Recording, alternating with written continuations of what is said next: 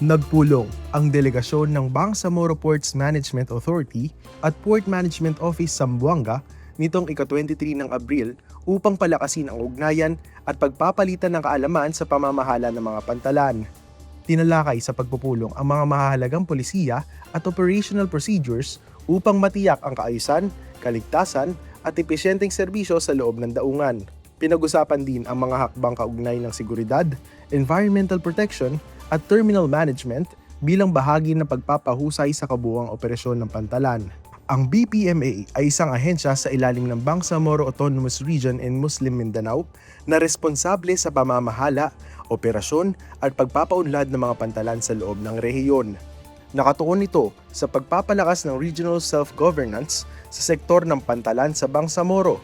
Igay Panagiton para sa PPA TV.